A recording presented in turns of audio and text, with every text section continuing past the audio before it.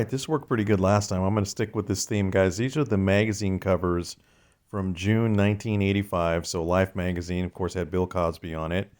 And then I took a look at Thrasher magazine, big time skateboard magazine. I think that thing still comes out. We have Time magazine, and there's a nuclear bomb warhead there. And then Hit Parader, Motley Crue was on the cover of that one. That's really cool. Larry Holmes got the cover of Ring magazine. Vanity Fair showed Ronald Reagan and Nancy Reagan. Newsweek had Glory Days with the Boss. And GQ, Sting got the cover of GQ. Let's go. And then George Brett for the Kansas City Royals on Sport magazine. And then, of course, the great Prince in Ebony magazine. And I even looked up the Playboy cover. I don't know who the model is, though. All right, let's get into You the guys are probably not aware of this, but this is now take three. I had a memory issue with my phone and it kept cutting me off midway through this magazine. So my throat's a little dry now, but we're going to try this one more time. Okay, guys, welcome back. Welcome back. BMX Action. It's magazine night, June 1985. On the cover of this magazine, we got RL jumping for joy at the lot, photo by Wendy. They're going to be testing the CWZ3000, and so that's the bike that RL's on. It's actually a great shot of RL boosting. We got a freestyle how-to, Chandler Freestyle Park, the Skyway ABA Pro Spectacular, and the Winter Nationals in Phoenix. We got Hot Shot, high-tech style analysis with the Huffy Project, Haro's Corner, Best Excuse Contest, and then finally the outtakes. Some great shots on the inside cover here, by the way. So we got Stu here. Looks like he's bunny hopping on the back of an old car on the new Huffy he's riding. Great shot of Pete Loncarovich. He's only 18 years old here, and he's a national #1 pro. We got a free agent rider right here. I don't know who this is, but let's find out. We're going to start off with the Predator ad here. This one's really cool because Mike Polson, again, career Schwinn guy. I can't think of any other team the dude raced for. I was looking at this particular Schwinn Predator Black Shadow, probably the first time I went through the magazine. It looks a lot like a Schwinn Sting, but a few things that you can tell the difference between today's bikes and yesterday's bikes is the seat post tube here is very, very long, and there's a big gap between the top tube and the down tube here and here. And of course, the frame is much, much shorter than what we're used to nowadays. But honestly, in 1985, I could jump on this bike and just kill it, no problem. I just rode it like any other bike. I just didn't know the difference yet at the time.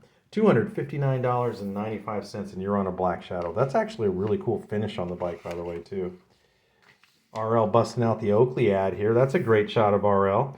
And then we've got Mike Buff on Factory CW along with Seppi Mays. I think Mike was doing shows with these guys. I'm not 100% sure. But I love the colors of the CW frame and fork here along with the Skyway Tough Wheels. Again, never been a big freestyle guy, but I love the colors here. This was only for the freestyle riders, not the racers, but I really like the color combination for that one. We got Deer Whiz here. I read this one the first time around, and it's just it's from Meredith Lidstone, and she wrote a poem, and then Oz did respond. He wrote a poem back to her, so it was really, real long. Now this this one here from Drew Joseph, I read this, and it was so difficult to read everything he was saying that I'm not going to do it again. It just took way, way too long. It's just not going to happen. More of the red lines that were available in 1985, the Peregrine ad.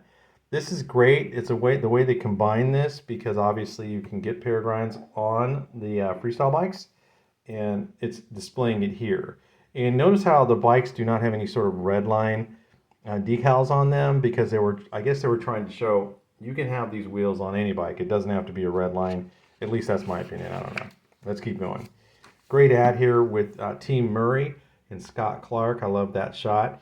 And these trophies are awesome. Now, one of the things I'm going to say really quick, it really doesn't have anything to do with this magazine, but trophies are kind of a thing of the past. When you go to races now, it's plaques or medals and things like that. When you go to nationals, you can still win trophies, but when you were going to a local race, this was pretty much what you can expect to get like every weekend, and that's why a lot of riders, including myself, we just have hundreds of trophies. I have every single trophy I've ever won. They're in my garage. I put shelves up in my garage, and I have most of them up there. And then in my old bedroom at my parents' house, believe it or not, there's probably about 30, 40 trophies in there as well. So I kind of missed this. But honestly, the plaques and the medals, they have their own coolness because you just hang them on the wall. So they look pretty cool too. And a lot of the top riders that would win a lot, they could care less about the trophies because they were really chasing points and titles and things like that. So it wasn't really about the trophies. But when you first start racing, it's all about the trophies. That's all you want to see. This is a great ad by Flight. I was talking about this the first time I went through this magazine. I love this concept with the zippers and the keys and the key ring by Flight. This is really, really cool. And honestly, I don't remember anybody ever having it, is the only thing. I don't remember seeing this on anybody's bike. I think it's a cool concept because I was thinking about my pad sets back in the day, especially if they were light like this, if they were white or a light color, they get dirty, they get filthy. So I would wash them all the time. When I would wash my bike, I would put the pad set in soap and water and scrub them, make them nice and clean, and put them back on my bike all clean. It looked cool, but the more you wash and wear and wash and wear, the Velcro wears out. Eventually, they don't stick very well anymore. So I think this would have alleviated that problem. The only difference is zippers tend to break, so once the zippers break, that's kind of a wrap as well. But again, I like the concept. Here we go. So this is a great moment for Stu Thompson as he's now on Factory Huffy and he's doing national TV ads. So the fact that we're seeing Stu here in a magazine is nothing new, but you can turn on national television and see a Huffy commercial running. And I did do a review on some of the commercials. There was at least 2 different spots, and I reran those in my my video reviews of races, and they're really, really cool. They're very 80s, they're a little bit corny, but for the time they were super cool, and the sport was definitely going in the right direction. I would have loved to see something like this continue, so that now that we're in 2025 as opposed to 1985, the sport should be way bigger. Even though it's definitely advanced in a lot of ways, we're still not where I would love to see it. And this, I think a lot of people feel the same. Great ad by ACS. The ACS Z wheels, and plus they have their own mag style wheel, which is kind of looked like a Skyway Tough wheel. But the ACS wheels, the Z wheels were really cool. Great ad for GT 1985. Best gets better. Love the Tommy Brackens here in the corner. Here's your factory GT team. I did that last time, guys. I don't know why I keep saying CW. But one thing I'm going to say, Sean over at Rad BMX Builds, he's on a really big GT kick right now. I love going to his channel, as I mentioned before, and he's been building a lot of these bikes. As a matter of fact, he built a GT similar to this Mach 1 very, very recently, as he's teamed up with Gary Turner, and they're building bikes that are basically Rad BMX bikes. And they have the original American bottom bracket and the threaded forks.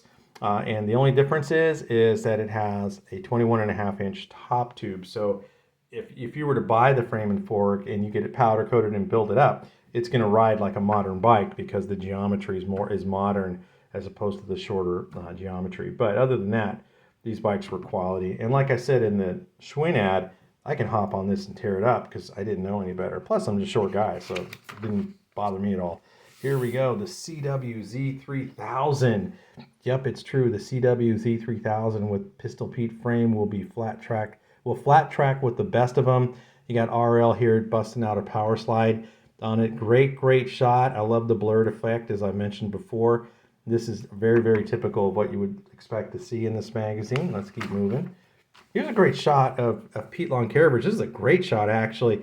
And this is really epic for Pete because Pete kind of is at the beginning of his heyday. It's 1985. He's only 18 years old. He's the national #1 pro. He's got his own signature bike out right now. So in the following year, he's going to join Haro. But for right now, CW has invested big in what is the current superstar of the sport, which is a really, really good time for Pete. Let's keep going. Oh, I did mention this in the first time I went through this magazine. This bike is complete with 3-piece cranks with the power disc, and I love this setup. And most of the bikes at this price point, you would expect to see 1-piece cranks, and CW went all out on this one. The CW handlebars, now, I'm just going to comment on this, and I have commented on it before. The CW handlebars get a lot of negative flack because everybody says, oh, they were just broom handles, they were horrible. But I got a pair of CW handlebars back in the day. It was around 1985. So it was right in 1984, 1985, I was running CW handlebars. And I had the standard size, not the pro size, so they were a little bit smaller. And I loved them. I thought they looked super trick. Everybody was racing CW handlebars. They were just all over the place. Eventually, they got a bad rap. But these are probably, as I mentioned many times, these are probably the most copied handlebars ever. Like all kinds of bikes in the department stores, and not even department store bikes. Other manufacturers were producing entry level bicycles that had CW standard style handlebars. They just blew up. Everybody was riding these. This is a great shot of RL. RL was loving the Z3000. He was getting seriously rad, and that's a fact, Jack. That's a throwback to the movie Stripes. And this is a great shot. Look at him. He's pulling the flatty. It looks like it's pretty dusty out there based on all the dirt that's on this bike, but this is a great shot. And once again, rocking one of the coolest number plates ever. That Z09 Moto Control plate is awesome. Here's the colors that you can expect to get on this bike. Orange, purple, green. Very, very cool. But if we go back for just a second and look at Pete's bike. Pete's bike's all business, all chromed out. And this is basically what I would have done back then. I was really leaning towards the chrome. Most of my bikes were chrome. When I went to my Haro, that one was blue-black, but it was also chrome in the back. I love the look of chrome moly. I still do. I think it looks amazing. It's hard to beat the way that looks. Okay, let's keep going. Here's a cool shot. Not only is it Pete Loncarovich in the 1984 National Number One Pro Trans Am, but a great shot of Lester Hayes from the Oakland Raiders in the background. I didn't notice that. This dude was notorious for stickum. Stickum was this like really pasty stuff that they would put all over their hands so the ball wouldn't slip when they would catch it. Eventually, they did outlaw that in the NFL. I don't know why I'm remembering this now. This shot of the Trans Am is bringing up a lot of sore spots for a lot of pros out there. I know that Ronnie Anderson's had a lot of issues with the fact that he should have got one of these. And then, of course, we heard Greg Hill recently on the Dirty Knobs podcast. He definitely felt like he should have got one of these. And it's funny because I would have not known there was so much controversy about the Trans Am until modern day. Because now all these guys, we're all old now, and we're all on podcasts, and we're all doing our thing, and everybody's talking about the sport. Now I know about all the drama that was behind these damn Trans Ams. Now, I'm going to say this, though. USA BMX, I would love to see them get to the level where the national number one pro is going to walk off with something like this. Now, let's be realistic. I mean, cars now are very, very expensive. To get a decent new car is going to be 35, 40 grand. And if you're going to get something in a sports car region like this, it's over 50,000, but is it worth it? Yeah, I'm going to say so. I would love to see a National N1 Pro win a Toyota Supra or something to that effect, or a brand new Challenger or a new Charger or whatever the car is. Doesn't matter what the car is, but I'd love to see it happen because these guys put so much on the line as professional athletes, risking life and limb in some cases, and I'd love to see it pay out. This is just a really glory years of BMX. And this whole interview is probably going to be pretty awesome, but I'm not going to read it right now. But it is really cool to see this. All right, let's keep on going. The CW Z3000 that they tested had a price point of $270, which is very, very good based on the fact that it has reasonable three-piece cranks on it and in a chrome moly frame and fork, chrome moly handlebars, chrome moly seat posts. So the bike itself is very, very well put together. Again, one of the biggest criticisms of CW is this post right here. It's just leaning way too far back. As a guy that rode a CW for a while, I wasn't a fan of that. Never really was. But the bike itself, overall, I would say is pretty good for the time. Let's keep going. We've seen this profile ad a billion times, but I love it. We got Nighthawk BMX here. And then here we go. So this is the track stand. So this is the Freestyle how-to. And this looks like Ron Wilkerson. Is that Ron Wilkerson? I'm guessing. But so you start off in a standing position here. You can see he's going to put his foot on the front tire and he crosses it up. Now the bike's going to start to lean. He's reaching over with his hand to steady the tire. And this is definitely something you're going to do with tough wheels, not so much with a spoked wheel. It's going to be a little bit hard to grab a wheel. And now he's holding the bike in a kind of in a crossed up position, lays it down in kind of a tabletop position, and now he's got his foot out like a one-footed tabletop. Now he's going to go ahead and go with a no-hander here, so he's balancing with the bike kind of in the crossed up tabletop position. It's a flatland trick, but the pictures probably don't do it justice as far as the difficulty of that trick is concerned. But this is the kind of stuff that you would do in your driveway, even if you were a racer. You're like, oh, let me see if I could do that. I remember doing stuff like that as a kid. Let's keep going. We got the bike gallery ad, and finally we got the Skyway Recreation ad here. Great shot again of one of the greatest riders of all time in Daryl Young. And then I love the Skyway ad, but again, now that it's 1985, you can see that it's absent of any racers at all, which is kind of strange because if you go back a couple of years, you see a Skyway ad, you see the factory race team right here, and now it's just void of that, and which is kind of sad because I'm a big time race fan, obviously. But on the flip side, you know, Richie Anderson's going to be back on this team, and you're going to start to see more Skyway out there again, which is really cool. Let's keep going. We got the Hutch Windstyler ad right here. This is pretty cool. Again, another freestyle bike. Interesting that they went with a non-Skyway tough wheel, and check it out with the reflector. Now let's talk a little bit about the bikes that you would expect to see in the 80s. You buy a bike brand new, whether it's out of a bike shop or whether it's at a department store, it's going to have reflectors on it. So the first thing that I would do as a kid is you're going to remove the reflectors from the pedals, and you're definitely going to take off any reflector that would be on the wheels.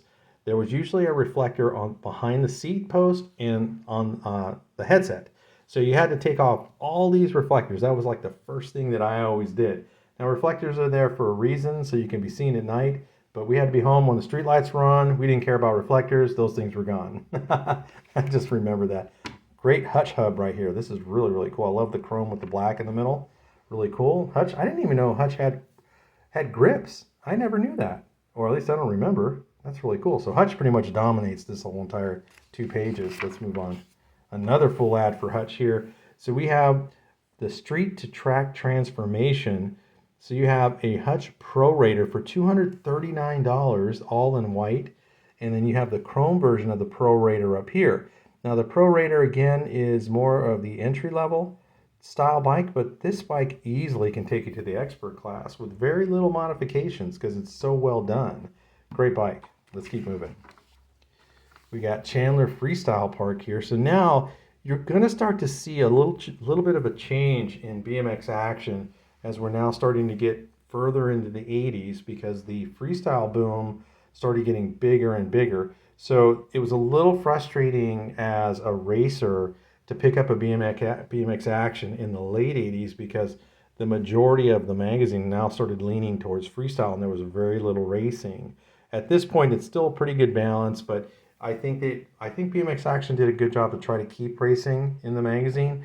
And then when they ultimately made the freestyling magazine, that made the world a little bit easier for us racers. But it was frustrating to see this because although freestyle is super awesome and Brian Blyther, one of the greatest riders ever, you know, if you're a race fan though, you're like, oh, okay, can you get back to the racing now? I remember thinking that, but this is a really cool shot, by the way. Let's keep going. We got a great CW. I'm sorry. If I say CW one more time, guys, I'm going to slap myself. Great Diamondback ad. We saw this in the last magazine review. Let's keep going. Amy tries. Brent Patterson. That's a great shot of Brent right there. And then a little controversy with Brent Patterson and Greg Hill over the 1980 National #1 Pro. But, you know, it is what it is. I still have respect for both these guys. Great pros, great riders. Can't say anything negative about either of those guys. We got a GT ad here. And then here we go. Finally, we're at in Phoenix. The Skyway ABA Pro Spectacular. And, oh, I love this shot of Steve Veltman here. Now, it looks like they're on cruisers. My best guess right there. That's Darwin Griffin. And Steve Veltman is one of my favorite riders and one of the first riders to, I don't know if he's the only rider, but definitely the first rider to be donned on a Wheaties box, which I thought is really, really cool. When you think about it, that's huge for him. And we got Crazy Ronnie and Pistol Pete. They were having their major battles back then. The Pro Spectacular coming into this race, the 4th round of the ABA Pro Spectacular Series. Turbo Harry Larry is holding down a slim 100-point lead at 1,210 to 1,110 over Crazy Ronnie Anderson. That's $100 difference because each point equals $1 earned in the Pro Series. Oh, wow, that's really cool. The other half of the Anderson clan is Richie Anderson. It says skinny but fast Richie is sitting in the third spot. Interesting. So at the time, Harry Larry's holding down the national number one spot by a slim margin with Ronnie and Richie in second and third. I don't think that Harry ever won a national title, but he was always one of the top racers, even though he didn't actually get a title. Let's keep going. Oh, wow, look at this shot. This is a great one here. You got Ronnie here, and it looks like, let's see, it's Ronnie and Richie always giving everything they have, just like it's the main. Of course, since they're brothers, they have special rivalry going on, a sort of pride battle. Ronnie copped the big AA Pro win on Friday night's Pro Spectacular and second in Sunday's Pro Cruiser Clash, while Richie picked and poked his way to a few mains, but didn't get the type of finishes he was looking for. That's the Bronco Rod Beckering styling behind the Andersons. Look at Rod getting busy right there. Rest in peace, buddy. But he's looking super cool. Imagine that he's inside a Anderson sandwich right here. Great shot. This is a great shot. We got up here, we got Gary Ellis and Pete going at it. Pistol Pete Loncarevich and Gary Ellis dicing under the lights during the Pro Spectacular. You absolutely wouldn't believe how fast Pete was going in Sunday's 3 AA Pro mains. Ellis dusted the Pro Open main on Sunday, Loncarevich in tow.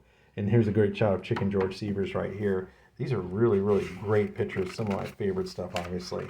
Okay, let's see. Is that stuck? Nope, we're good. Okay, let's move on to the next page. All right, here's some more great shots. So we have some little guys over here. It looks like Rich Hausman is in this one, and Chip Jenkins is probably the GT rider right here. And check out the dudes in this semi. Some of the heavy real estate here, young heroes. Let's see. There's ABA national number one amateur Mike King, Brian Gass, Billy Harrison, Terry Tennant, Doug Davis, and Jim Mackey, excuse me. Oh yeah, scope the killer snap that Mike gets from the outside lane. Mike copped a second behind the awesome Darwin, Griffin, and 15 expert. So I'm 15 at the time here. So if I was on this gate with these guys, it would have been super terrifying. I'd be like, how the hell am I going to beat these guys? I don't have a motor. But check out Mike's snap. That is damn near perfect. You can see his front wheel is touching the top of the gate. He's not jumping the gate. As the gate's coming down, he's already fully in motion, and he's definitely got his front wheel out in front of everybody as the gate drops. So he's factory huffy as well, and he's gone. I wonder what Freeman Forky's riding, by the way. That's a good question. Doug Davis won 15-16 Open, but Terry Tennant kept him honest on the inside. So you could see Terry at the time is on factory CW. And by the way, if you go to Terry Tennant's channel on YouTube, he doesn't get a lot of views. And I kind of wonder why, because his videos are pretty cool. He's going over every single photo in his collection, his personal race photo collection, which includes normal snapshots and magazine photos. And he's giving a lot of dialogue in terms of what happened in the actual photo. I think they're super interesting, and he drops about one or two at a time, and they're really cool. Every time he drops one, I stop to watch because it's cool to hear his insight on what was actually happening at the time. So this is a great shot because I've talked to Terry, I've interviewed him. I know at the time he was racing factory CW. I know his dad put together that deal, and I know as an amateur he was getting $500 a month to race for CW. So that's pretty cool. Plus, not to include the contingencies he was getting for getting the wins. Let's keep going. Okay, what do we got here? Let's see. Look out. The A Pros are getting weird. Andy Zerzow, number 10, is coming to his own in A Pro and won't be too much longer before he's banging bars with the heavy-duty AA hot shoes. He grabbed first place bucks at the Sunday National. That's Malin Abrams, number 74, rest in peace, getting a little loose in the center of the track, while the winner of Friday night's A Pro main, Thomas Ingram, number 69, is catching a little extra airtime right there. And that's your winner for A Pro right there. Great shot of all these guys. Ooh, great shot of Brian Patterson here. Brian Patterson looked a lot better than he was in a while. Looks like he's injury-free and hungry again. Between the Pro Spectacular and National, Brian picked up a pair of seconds in Double A Pro and first in Pro Cruiser. Not a bad weekend's work. I would say so too. He did a great job. Let's keep moving. All right, here's the actual track. Let's take a look. So Again, pretty typical of a starting gate, not that tall for the 80s, but tall enough. Guaranteed air going into, nope, let's skip that one. We're going to hit the first jump. Now, this is kind of a reverse step jump. Sorry, guys, I'm a little bit dry here. Let me put you on pause and get some water. All right.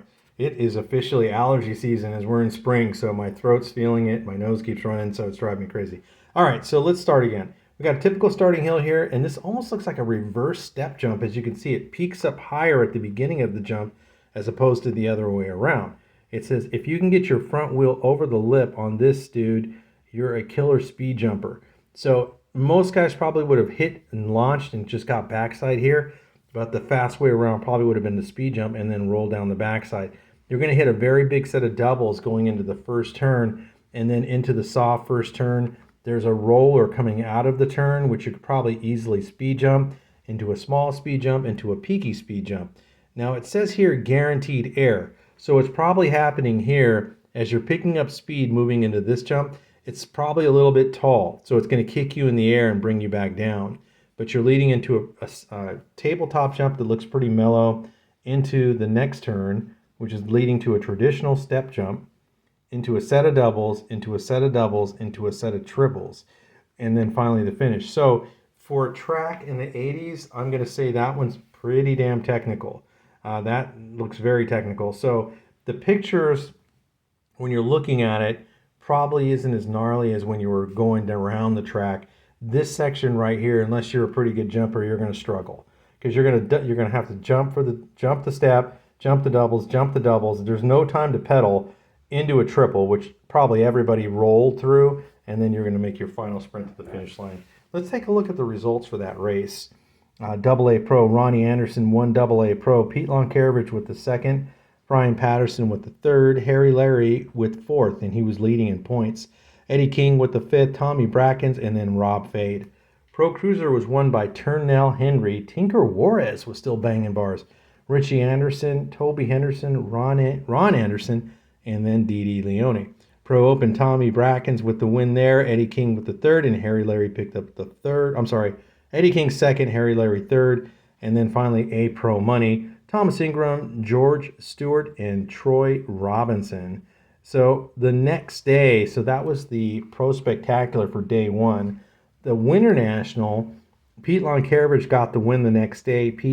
Brian Patterson, Harry Larry, Turnell Henry, Eddie King, Ron Anderson, Denny Davido, and Toby Henderson. Nothing but superstars in that lineup. Pro Cruiser, Brian Patterson won that one. Ron Anderson picked up second. Fred Hightower, Rob Fade, Turnell Henry, Toby Henderson, and finally Rod Beckering for Pro Cruiser. Pro Open for day two, Gary Ellis won that one. Pete Lonkarevich and Brian Patterson. So this race was stacked with studs. Everybody here was just awesome.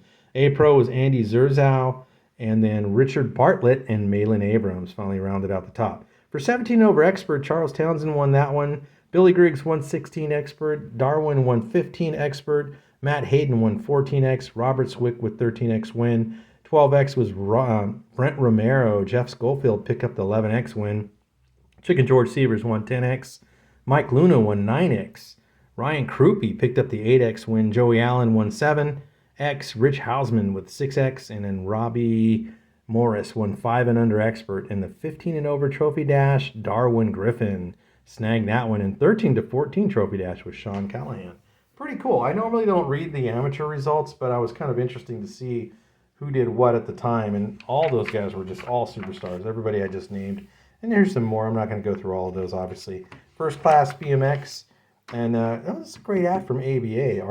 Are the good times passing you by? And here's the national schedule for the ABA racing for 1985. They went from Austin, Texas, Springfield, Illinois. Interesting that the season starts in April, which is traditionally starting in January now, which I think is really interesting. So Austin, Texas, Springfield, Illinois, Fort Worth, Texas, and look at Stockton, California. I raced that race. I was there. That's awesome. That was in May. Woodward, Pennsylvania, Belmore, New York, Maryland. We had Charlotte, North Carolina, Detroit, Michigan, Indiana, Wisconsin, Missouri, Colorado, Utah, Idaho, and the list goes on and on. But pretty good race. Pretty good race schedule from April 14th all the way to November is when the season came to its conclusion at the Grand Nationals. So it's pretty typical they stayed to the end of November. It's just strange that the season started so late. At least the national season started late. Midwest National BMX. This is a great ad right here. I would love to go through this. We just don't have the time. Great ad with Craig Hill and GHP. We saw this in the last magazine. Ukiah, Susie. And then we got the Peregrine seat here. Here comes the stud with Tim Judge. That's a great shot right there. And whoa, look at this.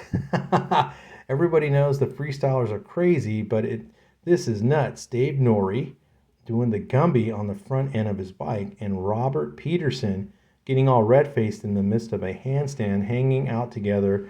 When these dudes start ripping through their balancing repertoires, your brain doesn't even want to believe it. That's super cool. Look at they're both on one bike.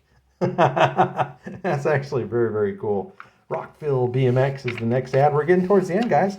We're doing really good. And then the Huffy Project, Good Deal. This is Stu Thompson. That Good Deal represents the contract he probably got from Huffy, which was probably massive at the time. So this is really, really cool. I'm not going to read all this, obviously, guys, but a great shot. And then we got Stu. Look at Stu. This dude is still ripped like this. Not a lot has changed when you see Stu from today and yesterday. He basically looks the same. Obviously, we're much older, but he's still in great shape. Great shot of him coming out of the gate. Look at the red line, V line handlebars on the Huffy that he's riding right here. And question though, I wonder what kind of bike that was. Was it a Huffy? I mean, they could have built him that bike. Who knows? We're not going to read all of it, so we don't know for sure, but we can go back and look later. More ads here. We got CW. We got some posters here. Another GT ad for the headsets. Action BMX Cycle. Earth Cruiser. TNT. Nice stem. And then Hank and Frank, as we mentioned many, many times. And the best excuse contest results. This is great drawing, by the way. And this is Andy Jenkins' artwork. This looks a lot like Bob Harrow's, but it's not. This is great, great artwork, by the way. Let's read some of the excuses. So first place, Oakley revoked my factory pilot status. That was from Steve Solomon out of Rutland, Massachusetts. He won first place. Second prize was the JT outfit, and it would say, would you argue with Sean, Texas? That's Lee Tracy out of Oxnard, California.